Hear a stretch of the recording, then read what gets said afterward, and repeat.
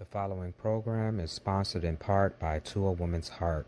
The thoughts and views expressed by the following production don't necessarily reflect those of the network or any sponsors. Rainbow Room Publishing Live, starting in 5, 4, 3, 2, 1. Rainbow Room Publishing proudly presents the summer reading list of 2025, including author and podcast host Wyatt O'Brian Evans, author and YouTube visual storyteller Ken Compton, and New York Times and Amazon best-selling author, playwright, and film producer Mr. James L. Hardy. But we want to hear from you. Send us your questions and receive a free copy of any of the featured titles below. Offer good while supplies last. Rainbow Room Publishing. We don't just sell you a book, we give you an experience. Greetings, family. It's your boy EP. I am back after a long hiatus with RRP Live, and we're coming at you with actually a great way to get back into doing this, introducing you to an amazing talent across the board, amazing individual, someone that I will put right up here with these brothers behind me. I am bringing to you today the multimedia powerhouse, journalist, author, radio personality, voiceover instructor / talent, and intimate partner violence and abuse subject matter expert, advocate, motivational speaker, and the quintessential Renaissance man, Mr. Let Me Tell You Something himself, Mr. Wyatt O'Brian Evans. Welcome, brother. My brother, Mr. Eddie S. Pierce Jr., thank you for letting me grace your wonderful show. And let me tell you something. I really appreciate it. And you know what? You gave me such a wonderful introduction that when we're off air, I need to talk about hiring you as my PR agent, because that was a damn good introduction.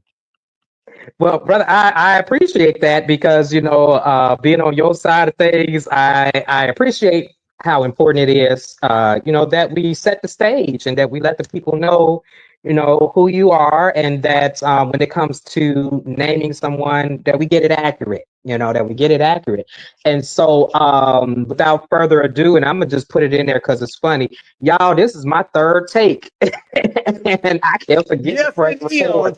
So we got it right this time. We've been the flow.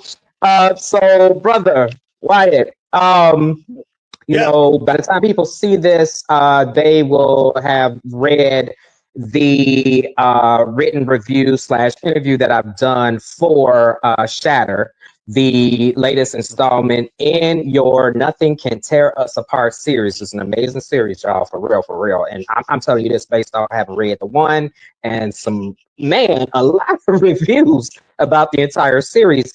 But simply put, I've said it before, I'll say it again, brother, you can write. And when I see writing like this and I encounter an author such as yourself, I always have to ask, what, experiences, formal, informal, educational, what have you, created the literary talent that is before us today? Great question, Eddie. Ever since I was a little boy, I always liked to write. I would write poetry when I was at a young age, like between the ages of, say, 8 and 10. I created my own comic book company. I illustrated them, I wrote them, I packaged them, all of that. So I've always loved to write, and I've always felt that there was a book within me. So I finished at the George Washington University with 2 Bachelor of Arts degrees in journalism and political science. And after graduating from GWU, I got corporate jobs like in corporate media, corporate affairs, that sort of thing. Then I began to freelance for like the Washington Blade, the Washington Post, and other publications. And in my early 20s, I was in an abusive relationship. It was intimate partner violence and abuse, which is domestic violence and abuse within the LGBTQ plus community. So, I healed, therapy saved my life. And so when I decided to write the Nothing Can Tear Us Apart series of novels, I wanted to be, Eddie, as realistic as possible. So I injected the major theme of intimate partner violence and abuse because in real life, it is so prevalent rather in the LGBTQ plus community, particularly amongst gay men. It's not talked about. It's swept under the rug. It's like this elephant in the room. So I wanted to talk about that because it was my experience. I have interviewed so many victims and survivors, and I wanted to make that one of the major themes in the novel, in that series. So that's what I did. Yeah. Excellent. I mean, the evidence is there. Like I said, I'm in this novel, but one thing that I love that you did, and it is actually echo some advice I got recently, was to put the reviews at the front of the book instead of in the back. But reading scores of interviews or reviews, I should say, from a variety of individuals, not even just the casual reader review. I get a lot of evidence of the important themes that are repeated throughout your work. And brother, it's a testament to, everything that I said before about you being an amazing writer. Knowing all of this now, and I got, I'm taking notes for another conversation already, but great answer. Thank you for that insight. When I look at your experience, you kind of already talked to us a little bit about, your personal experiences, your educational experience. But what storytellers inspired you the most? Very good question, Eddie. First, I would say Essex Hemphill. Essex was the activist, poet, author, playwright before his time. He's African American. He broke down the doors for so many gay writers, including oh God. Elin? Yeah, including Elin Harris. And Oh, I knew Essex. We were friends. Yeah, we worked together at Pepco, which was the utility company. I was in corporate affairs as a writer. He was he was a graphic artist. So we just really connected. We encouraged each other, followed each other's careers. So without Essex, you wouldn't have Elin Harris, you wouldn't have B-Boy Blues, any of that. James L. Hardy. Oh, right. James Earl Hardy, exactly, because he was a forerunner. He was in the 80s, which kind of dates me, doesn't it? But anyway, that's another both of us. that's another story. And then there's Lorraine Hansberry, the author, poet, iconic, A Raisin in the Sun, right? And she died of cancer at a very young age. So much of her promise was snuffed out. So those two artists in particular really have impacted me. Okay. Wow, man. A-class list. Wow. So we kind of look at, the writers, the stories that inspired you, and, we kind of gotten into your personal experience. And leads me to this next thought, question that I get in some shape, form, or fashion all the time. Writers, it's an adage for a reason. We write what we know, right? Mm-hmm. And so, the best writing seems, in my opinion, to come from what the writer knows the most intimately. And when I look at your main characters, Wes in particular, but Wes and Antonio, the couple, I see where Wes seems to be the one that most illustrates, depicts, and emulates you. And so that leads me to the question, how is Tonio, how's their relationship dynamic, inspired by your own experiences, your hopes, and the things that you pursue? So you think so, huh? There's some similarities, brother. Yeah. Well, I always get that question, Eddie, which character, Wesley, let me back it up a little bit. Nothing Can Tear Us Apart is about about Wesley and Tony, Wesley and Antonio. Wesley is the African-American, wealthy, sophisticated celebrity. You've got Antonio, who is his deliciously muscular Latino bodyguard. They're chief of security, and they're both openly gay. They're in this monogamous relationship, and they're fighting against the odds. You know, there are a lot of issues between them. Now, people will ask me, Wyatt, are you more like Wesley? Are you more like Antonio? I have to admit, I'm more like Wesley. Wesley is grounded.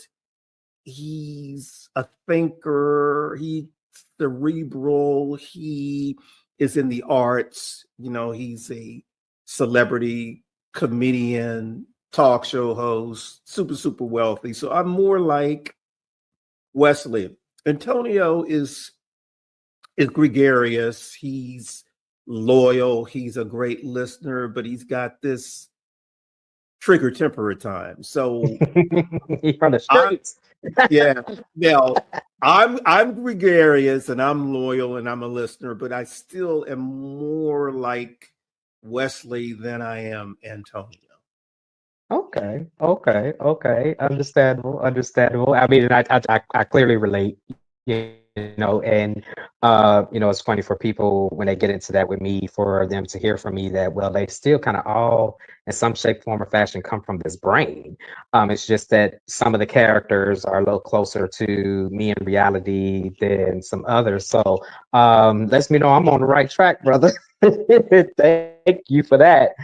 You know, so we're going to get into a reading shortly, but I just kind of want to give you the opportunity to set it up for the people.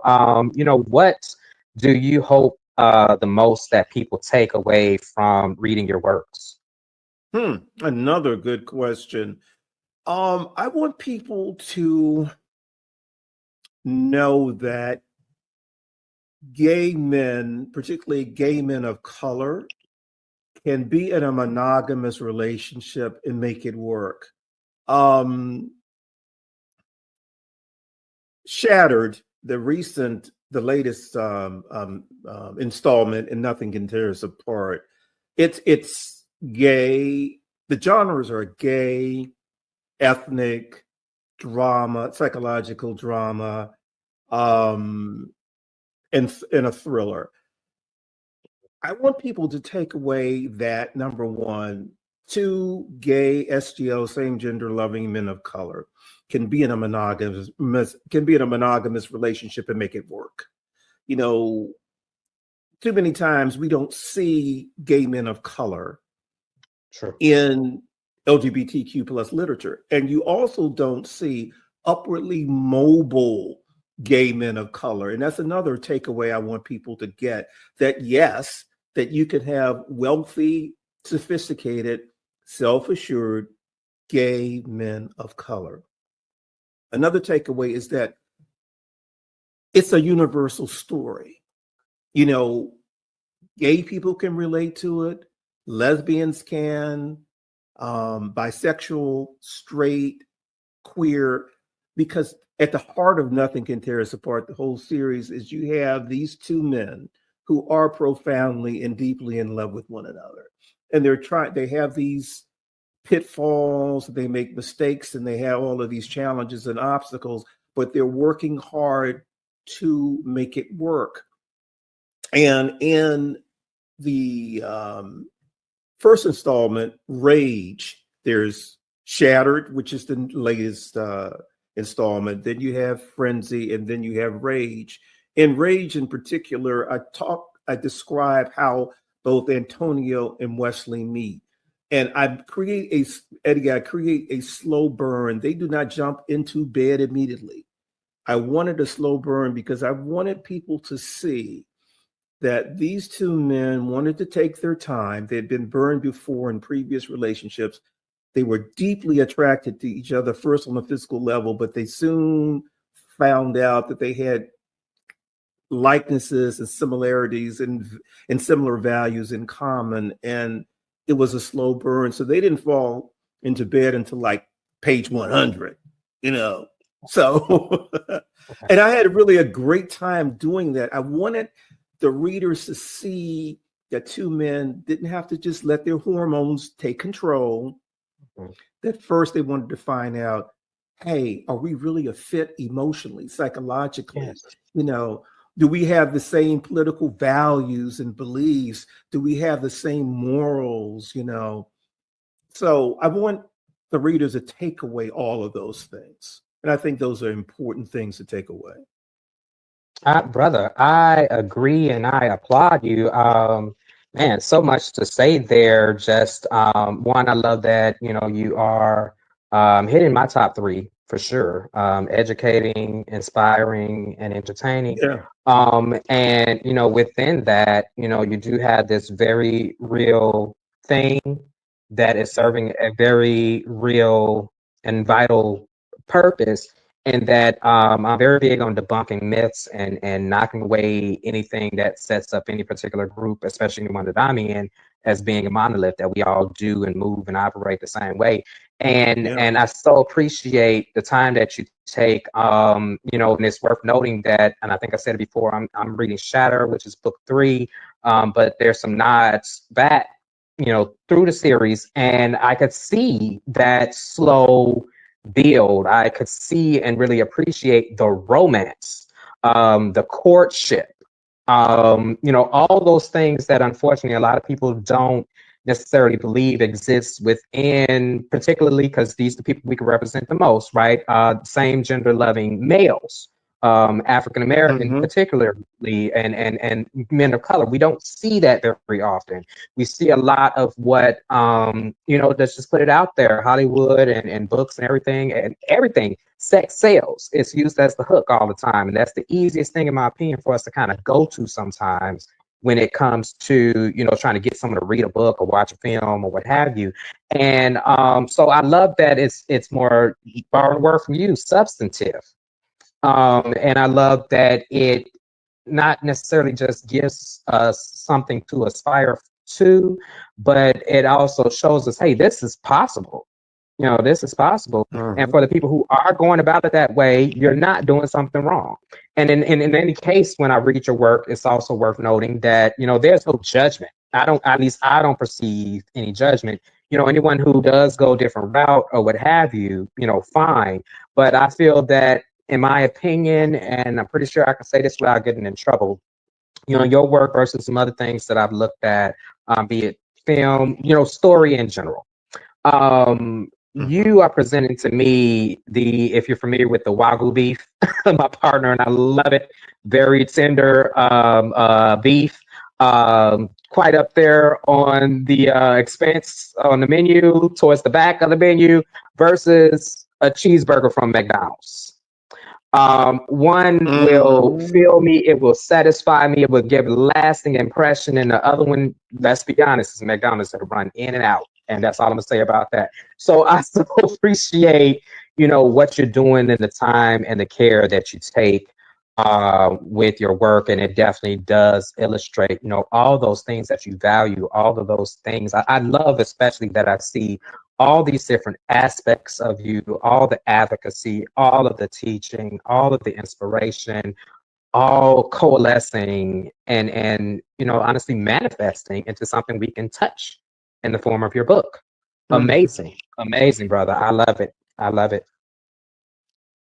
I had to write, you said so much great stuff. I had to write some notes. First of all, 3 major points I want to make about the Nothing Can Tear Us Apart series. And like I said, Shattered is the latest installment. I'm writing the sequel that will drop mid next year. So in 2025. First of all, it has erotica. Erotica, I'm a very earthy person, and I believe that when you're going to write about 2 gay SGL men, you need to write about the sex, the lovemaking component. So there's a heap and helping of erotica in it. The erotica is only the icing on the cake because there's some substantive stuff there. Also, people say, well, what type of gay book is this? I call it sophisticated. I call it sophisticated urban gay male to male love, because again, you have Wesley, who's almost worth $1 billion. He's accomplished, he's educated, he's sophisticated. Antonio's accomplished. He's been the chief of security for many wealthy families, and he's educated. So I talk about there's the sophistication, the wealth, and all of that without being gratuitous. But I want people to know that these two men are accomplished. Number three, this is not all peaches and cream, because what happens is Antonio has had trauma in his life, and you'll find out what that trauma is when you read it. And unfortunately, he batters Wes because he believes that Wes is cheating on him, but Wes is set up by a ruthless drug lord who is trying to destroy that relationship. And so I write about how they find their way back together. They do their therapy and all of that stuff. I actually went to a bona fide licensed psychologist to figure out how I should write this. So, and also too, Wesley, because of trauma in his life and because of the battering, he becomes a split personality by the name of Walker, this crazy guy who's just totally devious, the totally polar opposite of Wesley. And then in the mix is Wesley's son, Wasim, who comes into the picture, because back in the day, Wesley was trying to not be gay. He got into this relationship with this woman, got her pregnant. The woman found out that he was bisexual, kicked him to the curb, ran away, didn't tell Wesley that she was pregnant. You know, she was saying to Wasim, oh, he's horrible, he left us. She dies. Wasim finds Wesley, and he's a hellion. So you got another dynamic in this relationship between Wesley and Antonio. So there's another problem. So it's soapy. It's just real. God damn it, it's real. And I mean, and you may, people may look at some parts and say, even the idea of the split personality or what have you, maybe on the extreme of real, but it's not science fiction. And, I also just want to add in there too that, I love that you pointed that out. And, it's something that I have been thankfully praised for with some of my work, and I still appreciate. I appreciate all the similarities when it comes to us, our writing, our background, and that sort of thing. But the idea too that the sex is purposeful. It's not just thrown in there. You know what I'm saying? It's not just, ooh, if I make this super sexy and throw all the sex at the front and on the cover, people will buy the book. No, it's much like my method of hiding the medicine in the ice cream. And so, yeah, I guess I should have put it out there, let folks know, no, it's not PG, it is adult fiction, but it comes with adult, very real situations, very real circumstances. Even reminds me of how when I did my first work, I almost titled it A Cautionary Tale, because I was like, there's so much in here that I hope somebody else avoids. And I feel that with what you're doing in your work, you're throwing up road signals and road signs in a lot of respects, that, this could be down the path, be prepared. Maybe you want to move like this versus moving like that. Not telling you not to have fun, but be safe. Not telling you not to get into, relationships, but use discretion. So for all those reasons, then you come with, like you said, the icing on the cake is, quote unquote, some of the erotica. And even then we'll get into it a bit more, but, I look at that, I look at the pop culture references and things, honestly, that remind me of stuff from the classic Greeks, jump out at me in your work. But before we get too long,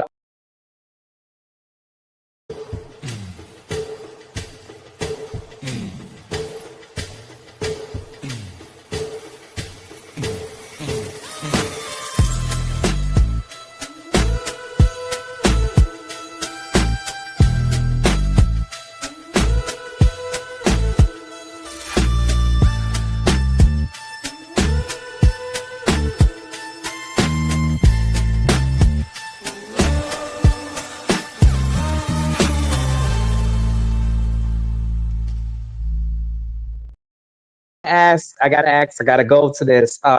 You know, I'm a writing teacher. I am currently doing teaching a humanities class.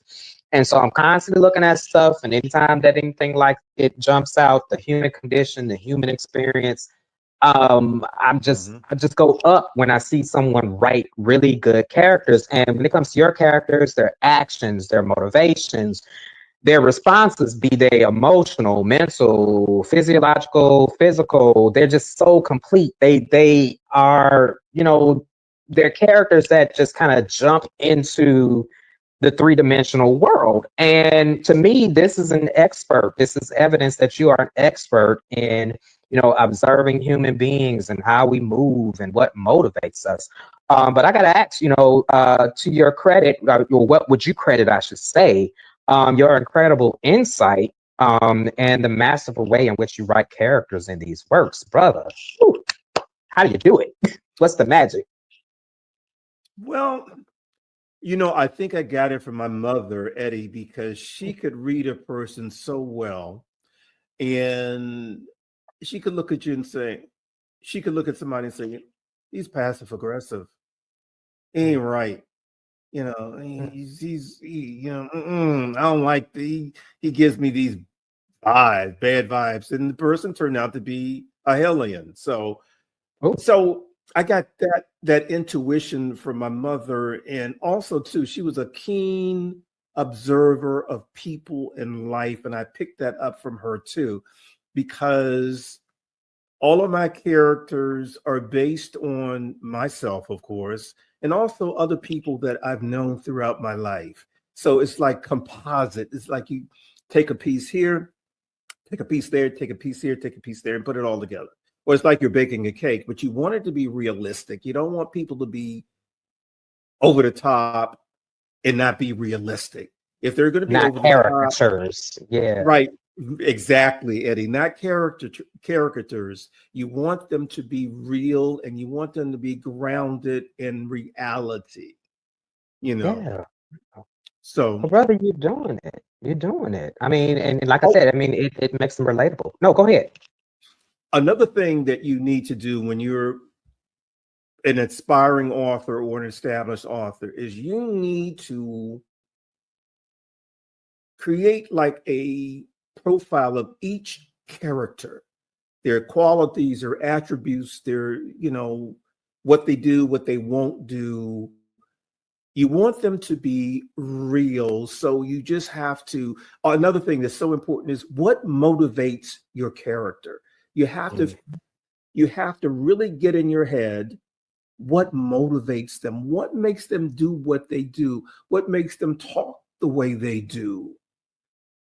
That motivation, figuring that out is so important. And you've just got to flesh out each character. So you're creating like a Bible or profile of each character. So, Excellent, excellent advice. You know, thinking about it from you know, writing school, so to speak, you know, write a character sketch.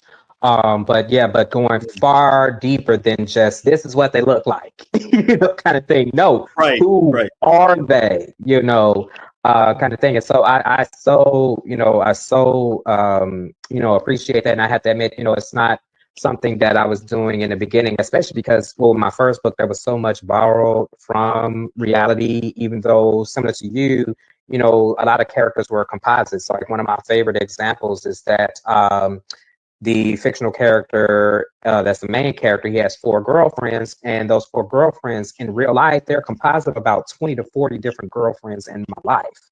And it's you know, it's mixing and matching of, you know, their personalities, their appearances, their motivations.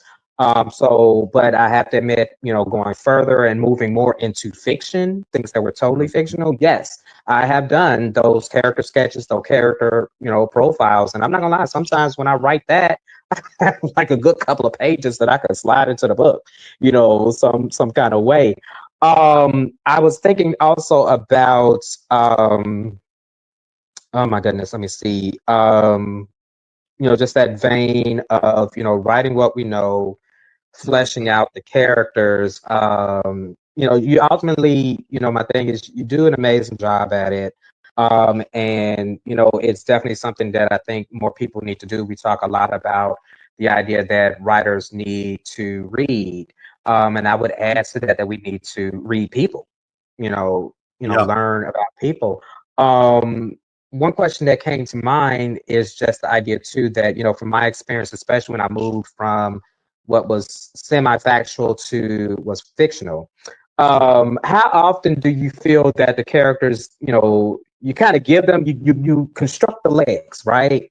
And you stand them up and you propel them to walk, but at some point they take off running. They take on that life of their own. How often do you see that with your characters where it's like, it's so easy to write them because it's like they wouldn't move any other way than this. It's been established. This is who they are. Do you enjoy that in your writing? You ask some damn good questions. You really, really do. And actually, this is a very important question because you have to keep in mind that everyone evolves. Yeah. You are not the same person you were 10 years ago, 5 years ago, 2 years ago. We all change. If we don't change a lot, we change a little. And when you're writing a novel, when you're writing fiction and you're dealing with characters, they have to be in a way larger than life, but realistic, because if they're not, the reader is not going to be interested. The reader is going to be bored. So you have to make them larger than life, but still grounded in reality. And if you do not, particularly if you're writing a sequel, if you're writing a series of novels the way I do, each novel, there's got to be something different about the characters. You've got to see some character growth, some character development. It could be positive, it could be negative, because with the sequel that I'm writing now, something happened and shattered at the end of the book that is going to affect Wesley and his relationship and how he interacts with Antonio, which is going to be a chain reaction. Antonio, because of that, is going to be therefore affected. And also the secondary characters will be affected as well and impacted as well. So particularly when you're writing a series, that character the reader's got to see the growth and the change in the characters. And actually, you really need to do that to a degree within the book, not just wait to the sequel, because if you don't, the reader's going to be bored. They say, okay, same old thing. He's doing he's doing the same old stuff. I'm not interested in him anymore. Right. Excellent points. And you kind of bring me sliding right easily into this next question. Happy endings. I get this question a lot. Do your characters get their happy endings at the end of each book? I mean, because we know the series is still ongoing, so we can't, say whether that ending is happy or not. Hopefully it's going to be going for quite some time. But the individual books, would you say that they get their quote unquote happy ending, and what does that look like for your characters? Well, listen, Antonio and Wesley have happy endings every night. Yes. I mean, they have happy endings every night, but I don't think you were quite talking about that. Gotcha. Good job. Gotcha. That's why you're here. But anyway, no, not right now.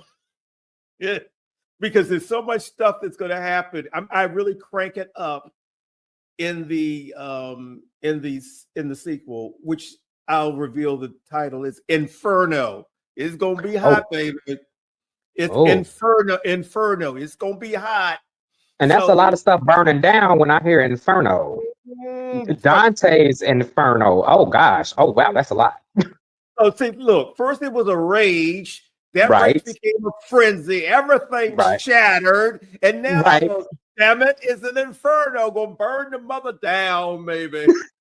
But at the same time, people, y'all hearing these titles, please know these are not quote unquote tragic stories.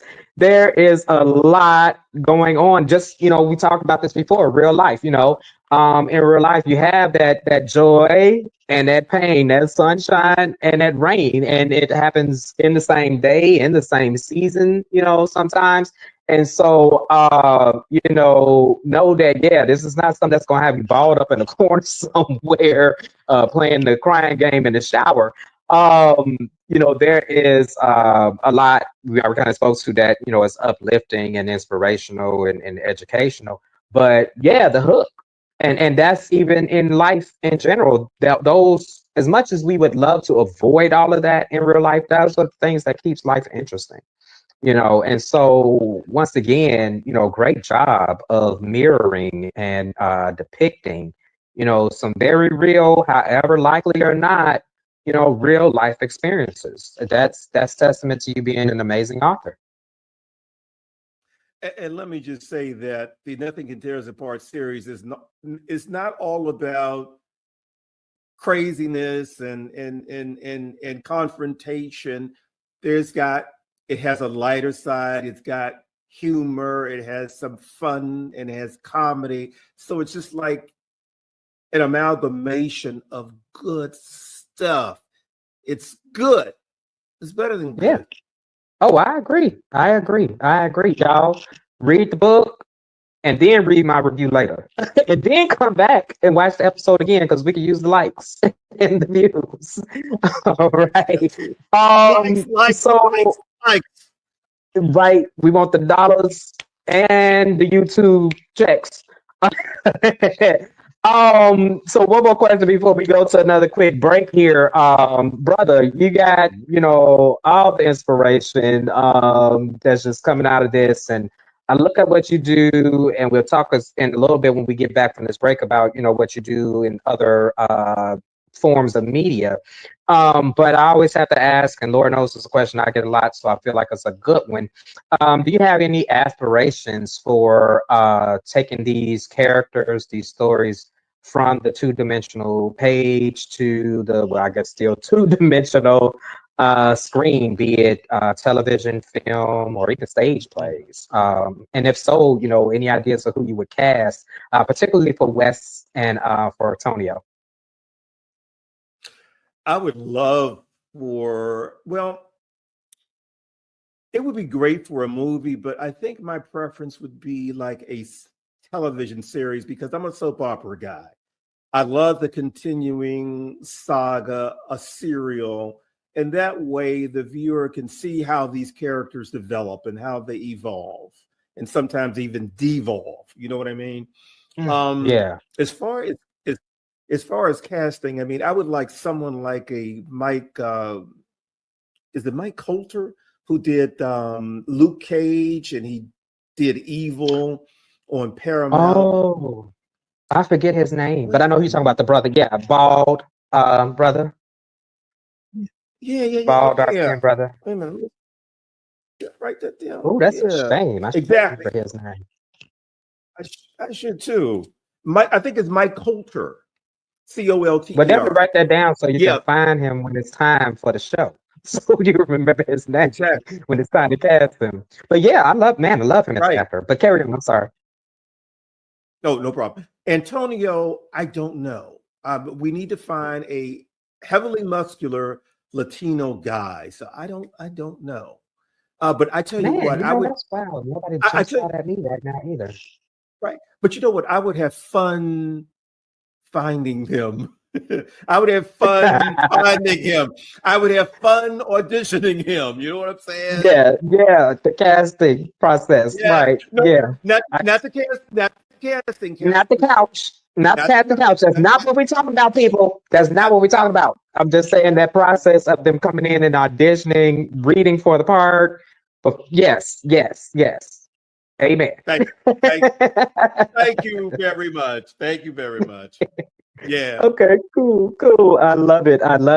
Well, we're doing pretty good on time, but we're going to go ahead and take this one last break, and then we're going to come back and talk to the media mogul himself about Wyatt, the podcast, and how you may be lucky enough to get on that show. We'll see what happens. All right. Coming right back in about 30 seconds. We'll see how I feel. Let me tell you something.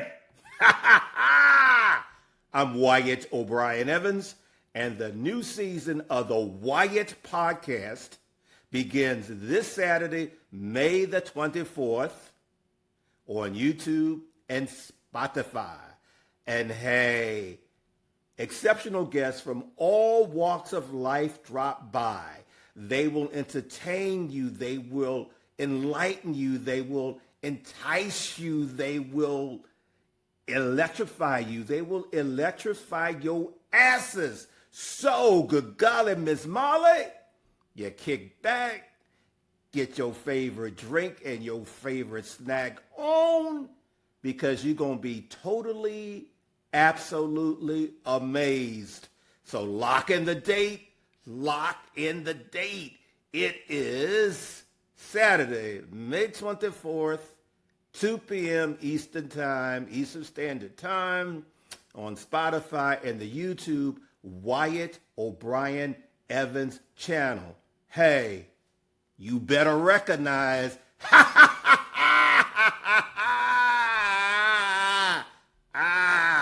Shut up. All right, people. So here we are, still talking to the multimedia powerhouse, as I call him, Mr. Wyatt O'Brian Evans. Just in case you forgot, in the midst of all of those hats he wears, those titles that I mentioned at the top, he is also a radio personality, a podcast host, and producer, I do believe, or at least the executive producer, because it's your show.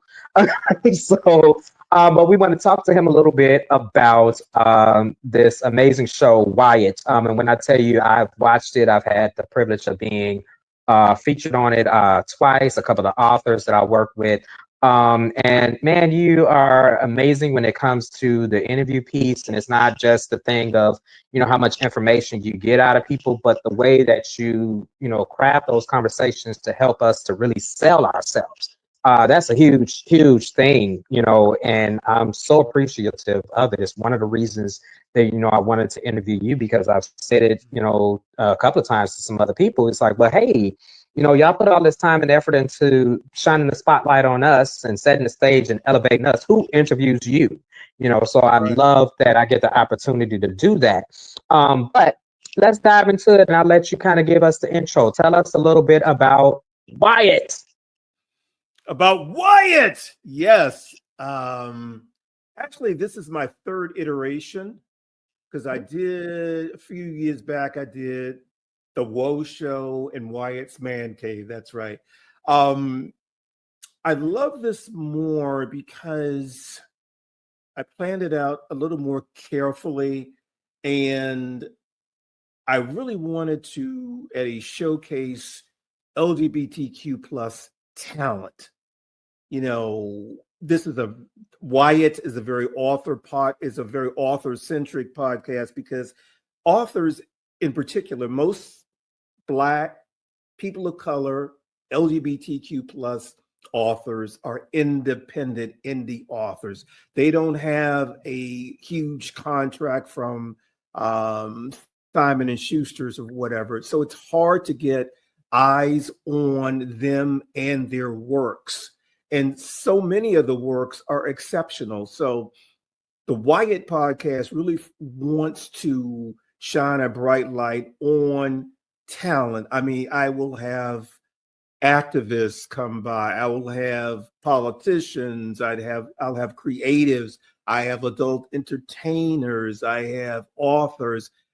I want to showcase every aspect of the LGBTQ plus community and talk about the LGBTQ plus experience, particularly Black and people of color. So that's what Wyatt is all about.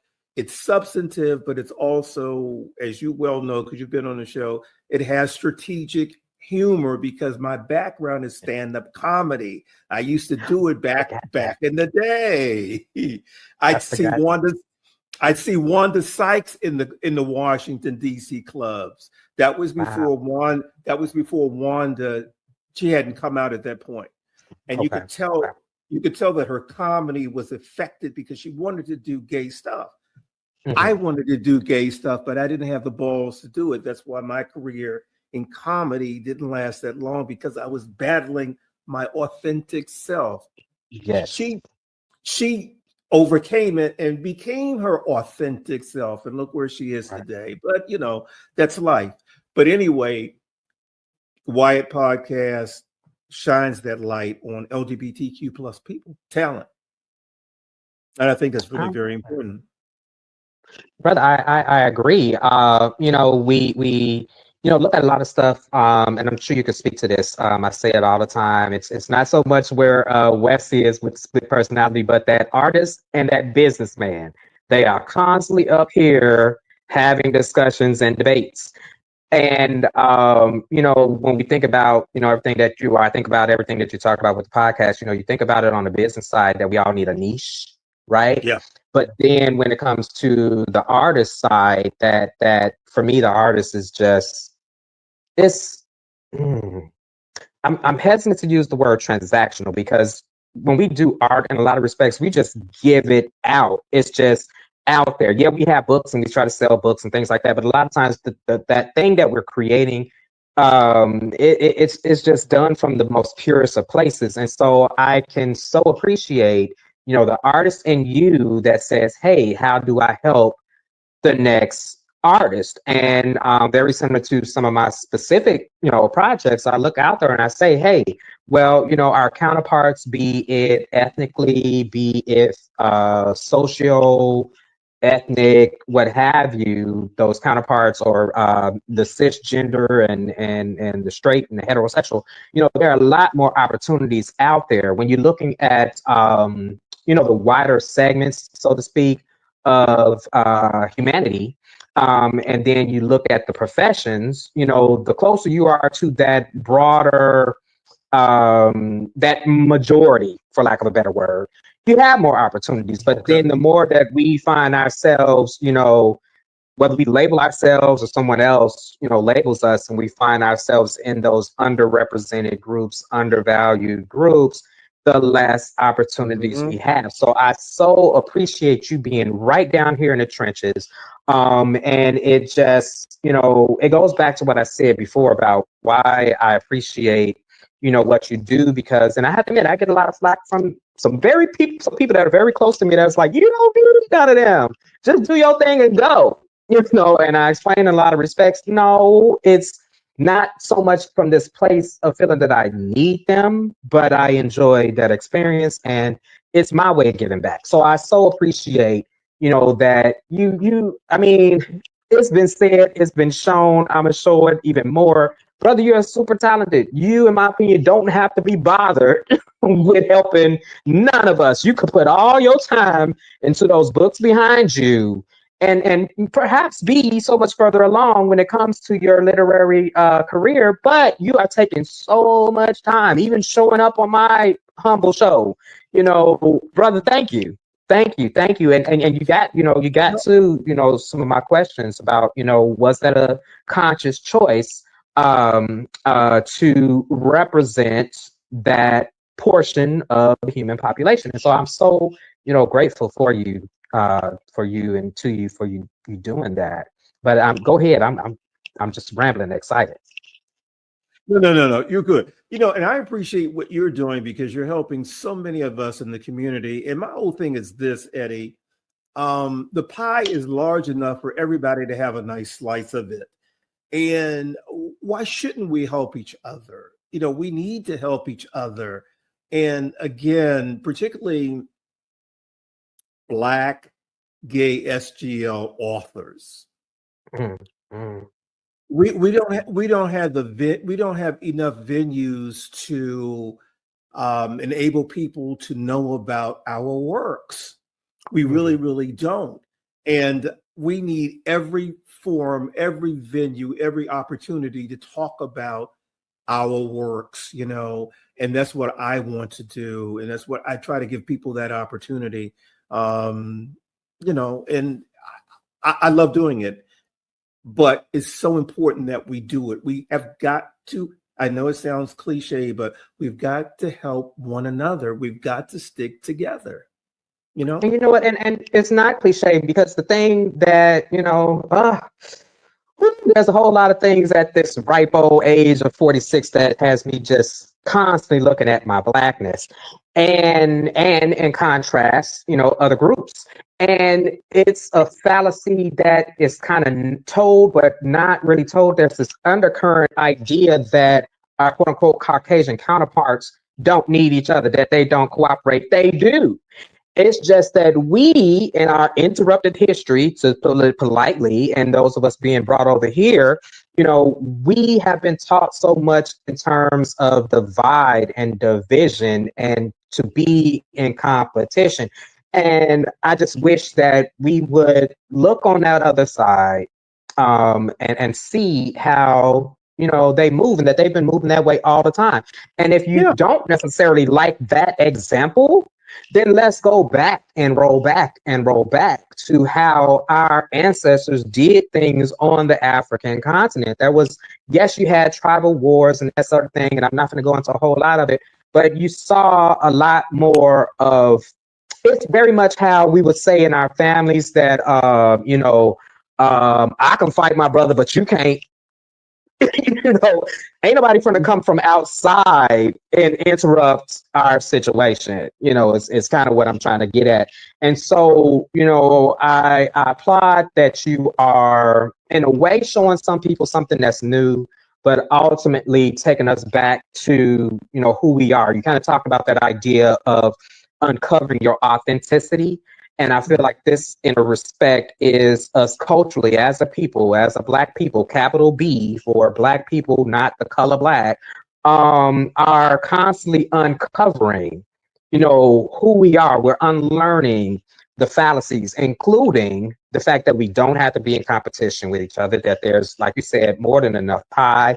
Hell, if we get together, we can make some more pies. I mean, come on, so I so appreciate that, brother. I applaud you. It's all the more reason that, I love supporting you, having you here and doing everything we can to, get more of the word out.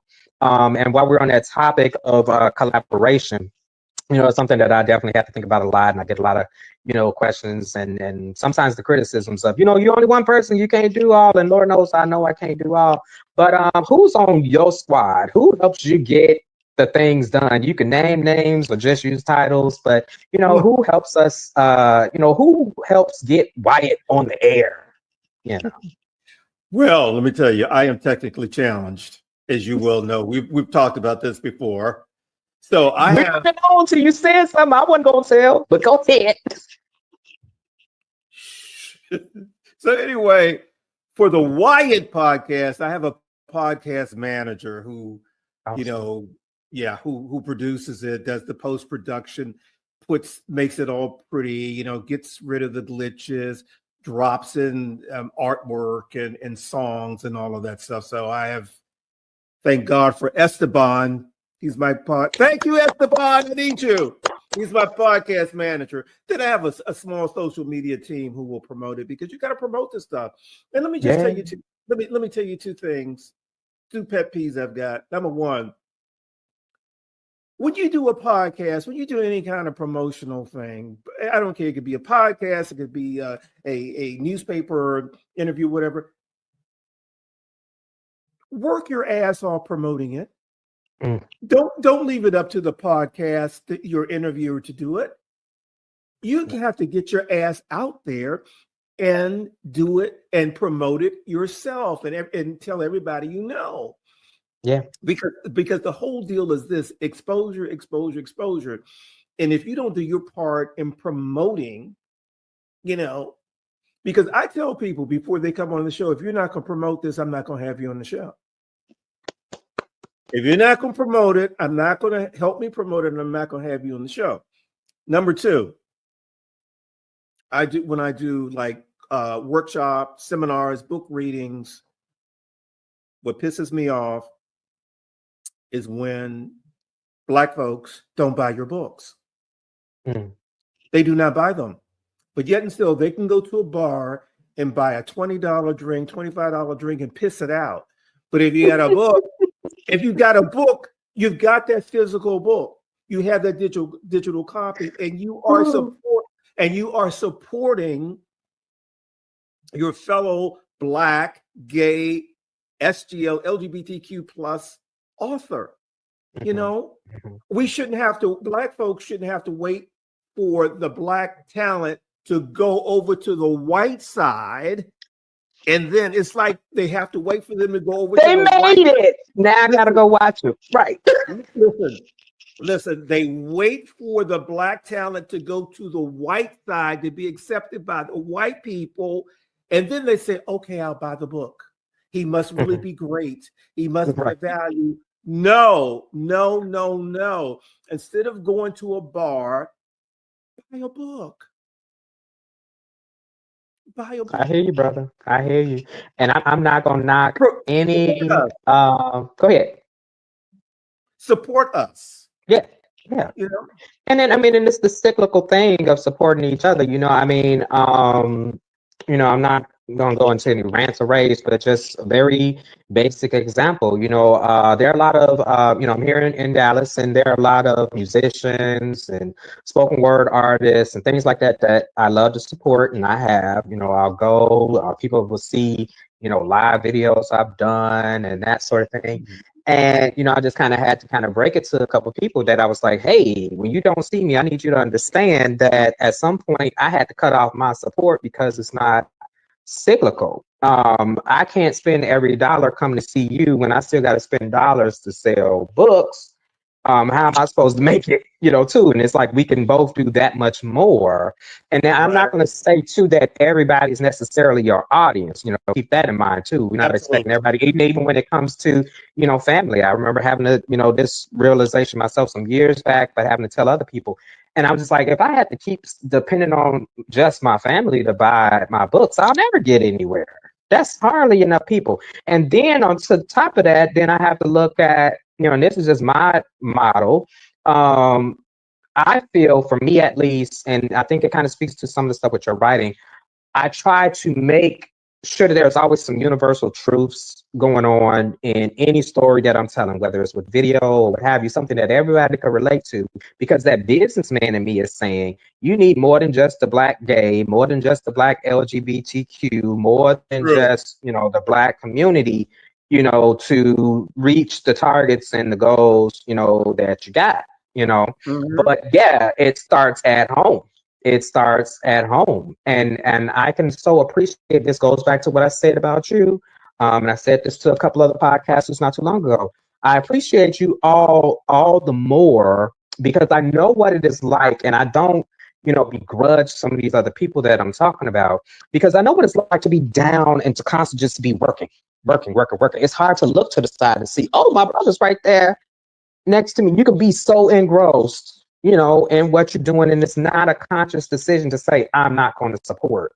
But then, like you said, though, we do make those conscious decisions to support other communities. I won't go into all the reasons why people do it, but we do.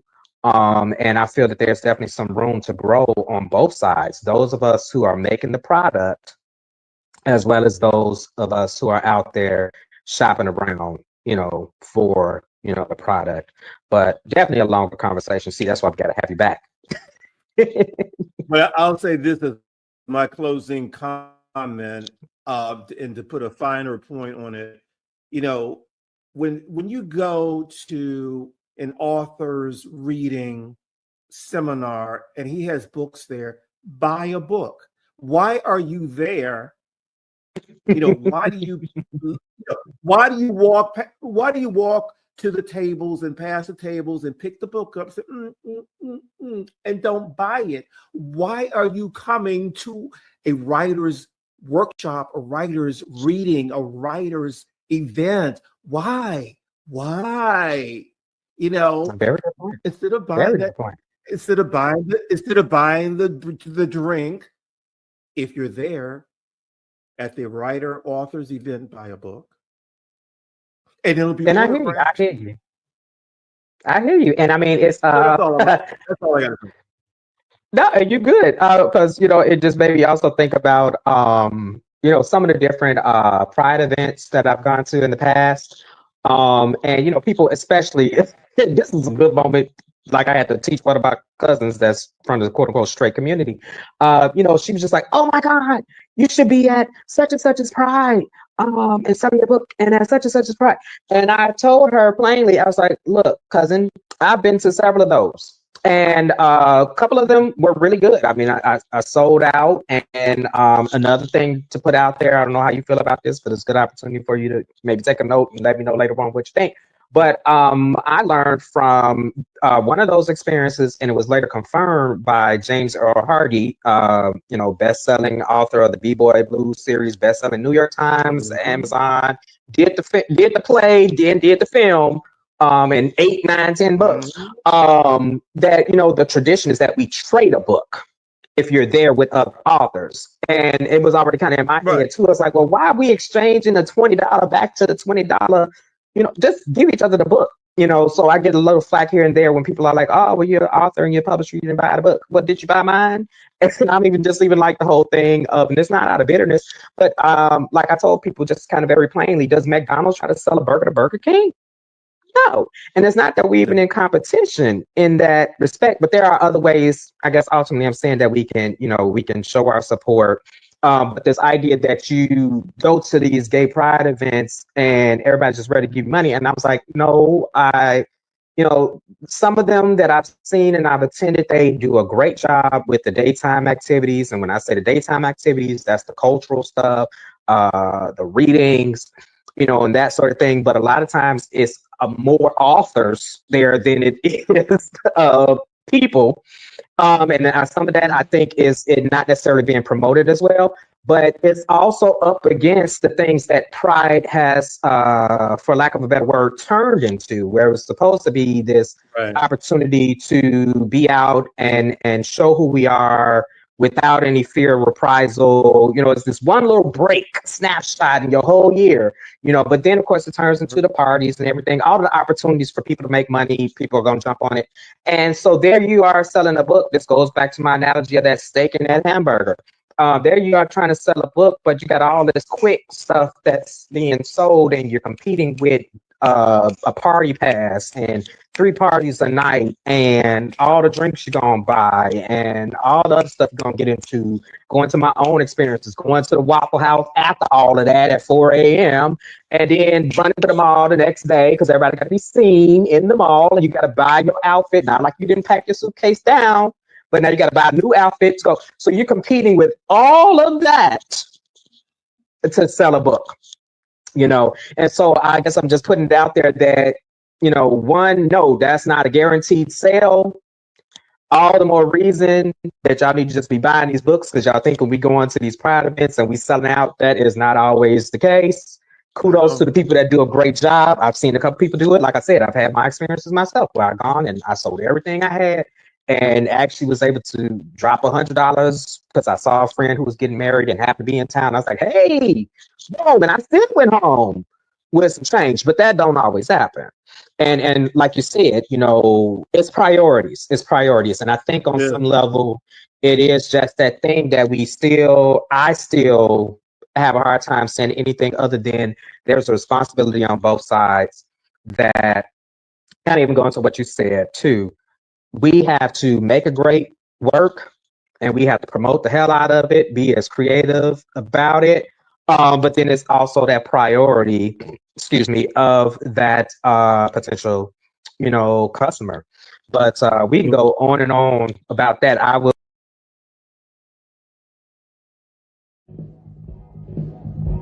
Yeah. So y'all, there you have it. You can find the official Wyatt podcast page at WyattEvans.com, the go-to destination for LGBTQ plus news, features, commentary, and entertainment. WyattEvans.com is visited by more than 100 countries on the regular. All I can say to that is, hey, baby. And at WyattEvans.com, you'll find my Smoking Hot, HAWT Hot, Nothing Can Tear Us Apart series of novels. And as you just saw on the top, the newest installment is called Shattered. I said Shattered.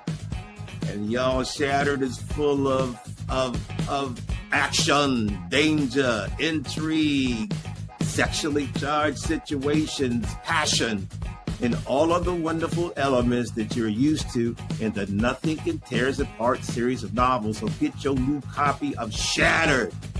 Now you can follow me, your host, Wyatt O'Brian Evans, all across social media, and poof, is right there for you to peruse, like TikTok and Twitter and Facebook and Instagram. And if you have any comments or whatever, you can hit me up at wyattonair@gmail.com. So until next time, y'all, woof, goddammit, woof, woof, woof, woof. I said. Kind of slides us into one of the things I was thinking about. We're talking about support, we're talking about collaboration, that sort of thing. Name for me, if you can give me three, name for me three people that you would love to work with professionally in any aspect of what it is you do. Oh, wow. Regina King. Ooh. Coleman Domingo. And Ryan Coogler. Okay. Okay. Dope. Oh, yes, Mr. Coogler. Yes, yes, yes. Yes. Oh, digging it. Well, that kind of slides us into, my kind of favorite, and not because it's towards the end or the last, but my favorite part of the whole segment and everything, looking at the idea of the future. Rainbow Room Publishing is built on dreams that have thankfully been made manifest, and some are still coming up, things that we can touch, hold, and share. And so we want to do a little forecasting and hopefully find other ways that we can support you because we know your goals. Question. Yeah. Where do you see yourself professionally and personally in 5 years? Professionally, I want Nothing Can Tear Us Apart on the screen.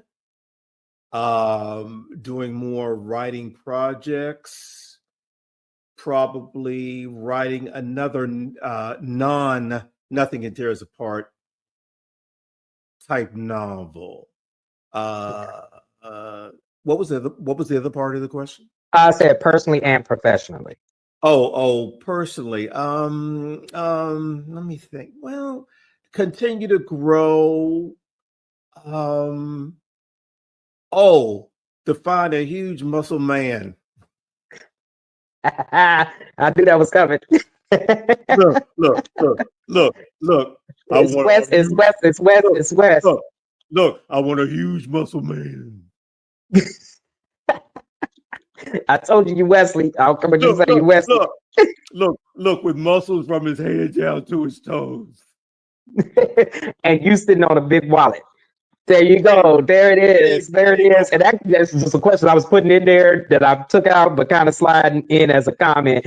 Brother, you writing a self-fulfilling prophecy. I love it. This is very much how I've seen my writing and my career kind of develop. Is, you keep doing the things you do, and you're gonna be Wes. One day we're gonna look up, we're gonna forget your name's Wyatt and Wesley, because you're gonna have the books, you're gonna have the show, you're gonna have the celebrity, the muscle man, and all of that. From your lips to God's ears, baby. Look, we're gonna keep talking to them and letting them answer. More along that track. Big imagination over here. I think you already got that. Let's imagine the year is 2025. So roughly 100 years from the airing of this podcast. And the world is celebrating your legacy, much like we just kind of looked at the 100-year anniversary of the Harlem Renaissance, and a couple other notable milestones, especially when we look at Black arts and Black creativity. But, we're celebrating your legacy, right? So what have you left behind for us? What will we collectively be celebrating when it comes to Wyatt O'Brian Evans, 100 Now, years from now. you mean 3025. Okay. What did I say? You said 2025. Oh, yes. Okay, see, scatterbrain. But yes, 25, 100 years from now. Let me see. Well, I would hope that by then, you wouldn't have gay SGL love stigmatized. So I would hope that in 100 years, they would look back and say, you know what?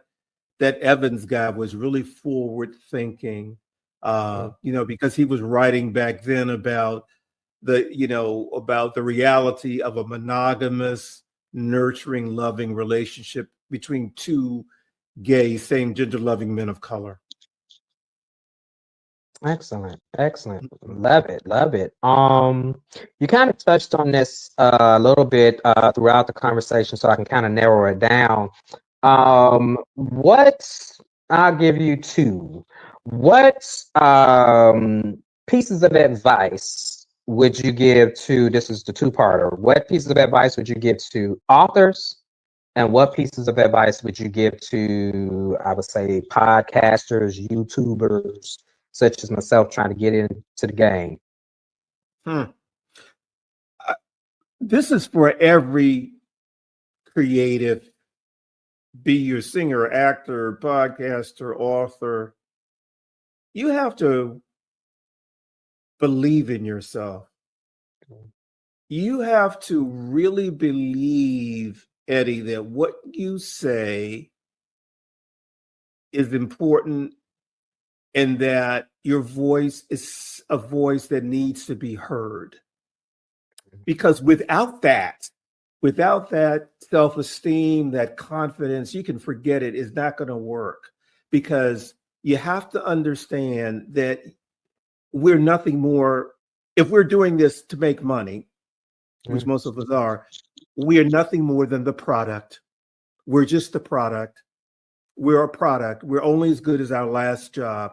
And you've got to be able to sell it. You've got to be able to sell that product. And you have to have the confidence in order to do that. Number two, you got to be ready, because a lot of times success will hit you when you least expect it. And if you're not ready, you can blow an opportunity. By being ready, that means knowing your craft. I don't care what you are doing, author, singer, whatever, knowing your craft, being educated, taking the classes, doing the work, doing the workshops. And another thing that is so important, because I'm going to have an entertainment attorney on Wyatt soon. Oh, awesome.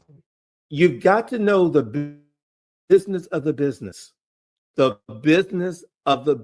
because sometimes talent gets so involved in that piece, the talent performing piece, that they miss the business of the business. They don't even know what the trade papers are. They don't know about the Hollywood Reporter. They don't know about Deadline. They don't know anything about the business of the business. They don't have an attorney. They, are so excited to potentially have a deal that they mess up, that they sign a contract that is so egregious that they'll never get paid what they're worth. So you've got to know the business of the business. And that's a whole different thing that takes a lot of time. But knowing the business of the business is more important than your talent. Brother, because I ain't gonna go too much of a follow-up on that, but I could tell you stories, and even from my own experience and my own slip-ups and trip-ups and what have you. But yes, I definitely do see where a lot of the times the artist can be so wrapped up in the art that the business, even if they know any of it, just kind of go. And it's all the more reason too that we have professions. Maybe you aren't the Wyatt who can move in the business realm as well as you do in the creative, space. And even then, that's not to say that you're going to be the professional that does all of that for yourself forever. But can you get the ball rolling until you're in that space and that place where you can pull in and say, hey, here's my PR person. Here's my Right. podcast producer. Here's my entertainment lawyer. But just the simple thing of dealing with contracts, that's a whole other conversation I'll go into later. But yeah, I so appreciate that. I so appreciate that. The idea that you got to know your business. You do have to study the craft, but you also have to study You that do. industry. You have to study that profession. And I put it out there. This was always kind of my thing, even when I was in a 9 to 5. The supervisor who didn't know as much as me didn't get my respect as much or as quickly. You, as the supervisor, should be able to pick up, at least to some degree, any ball that I drop. And in this case, you're the supervisor as the Mhm. artist. And all those people that are Right. working for you, that accountant, that PR person, if they're not there and the show still got to go on, can you carry any piece of that? And further to the point, do you know enough about it to know that they're doing it right on your behalf, that you're spending what they're worth, on them? So yes, have the art, have some measure of the business, and in both cases, you can always keep growing and always keep learning. So great pieces of advice. Always is always looking forward to more amazing things, but go ahead. Go ahead. You have another point? One last piece of advice is don't be too hungry. For example, Mm, if a studio or a company presents you with a deal, don't be so quick to say yes. Don't be so right. hungry. Don't let them see you sweat, because sometimes turning down a deal is best in the long run. So if a deal is presented to you, get that attorney, that entertainment attorney, and work through it. Just don't accept it out of hand, because sometimes saying no is the best thing that could happen to you. And that's excellent piece of advice. I mean, I forget who said it in one of the more recent hip hop songs, or I think 50 Cent might have even spoke to this. Just the idea that somebody came to him wanted to pay him $1 million. Was it him or was it Trick Daddy? Somebody came to them wanted to pay him $1 million. It was like, oh, I instantly knew I was worth 10. Kind of thing. Mhm. And, piece of advice I throw out there all the time. I worked in higher ed a lot, and particularly with our Black and brown students. And I was explaining to them, you never just sign a contract. You never just sign. I will say it a third time. You never just sign a contract. You read it. You don't pretend to understand it. You get a full understanding of it. And yes, don't just take the word of that person that presented the contract to you.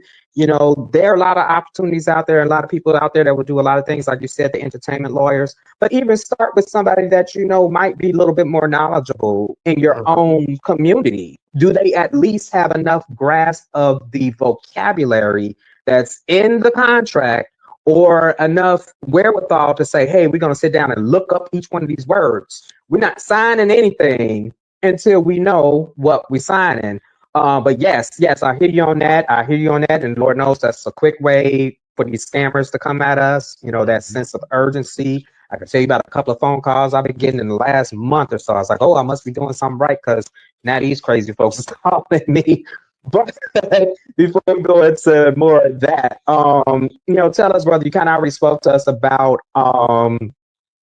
Inferno, coming up. What other amazing things should we be expecting, let's say within the next year or two, from you, Wes, Tonio, Wyatt, the podcast? What other things can we look forward to?